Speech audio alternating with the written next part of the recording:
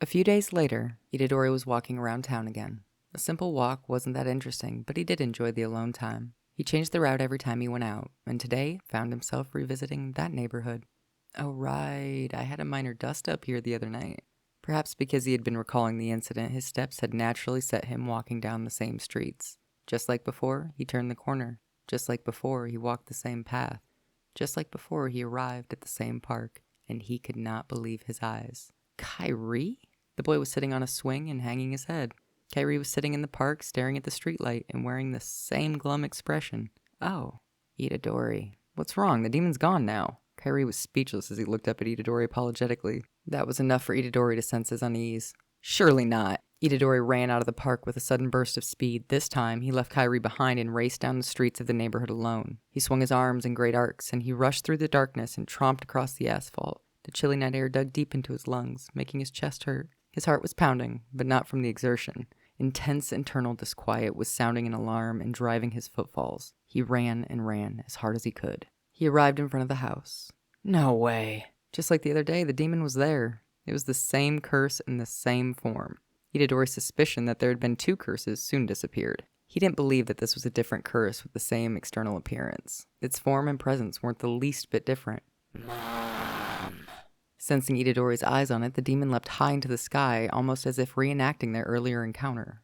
Why you? Reflexively evading, Itadori immediately counterattacked and hit the demon with divergent fist. Mom.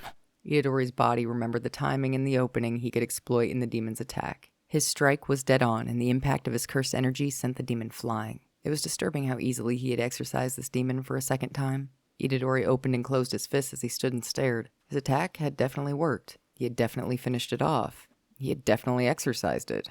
However, he sensed the exact same presence that he'd confronted the other night. He'd been certain that he'd expelled it then too, certain he'd killed it. If so, what was the demon I just fought? Don't feel too bad about it, Itadori. Itadori spun around at the sound of the voice. He didn't need a mirror to know how confused he must have looked. Kyrie, I doubt there's anything you can do. In contrast to Itadori's voice, which was on the grip of confusion, Kyrie's tone was calm. It was laden with resignation and an exhaustion that seemed unfitting for his age. I can tell you're really strong, Itadori, but that demon will probably come back again and again.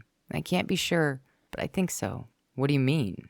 Kyrie looked up at the roof of the house. Itadori followed his line of sight and stared at the roof, and his eyes widened. I think the demon is guarding the house. It'll show up here over and over to drive away bad people. Itadori listened to Kyrie's words, but he couldn't comprehend them. He became bewildered, and his eyes widened. They saw something he couldn't explain.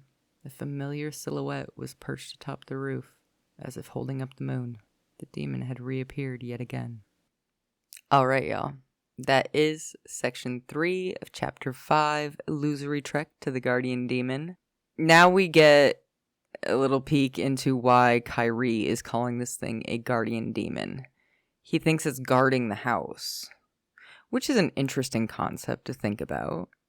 This kid sees a curse, and he automatically thinks it's guarding something, protecting people.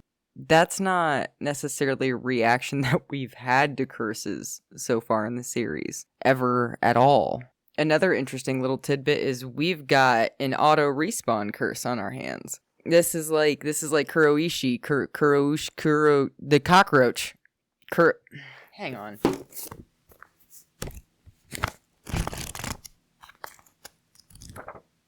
Kurourushi.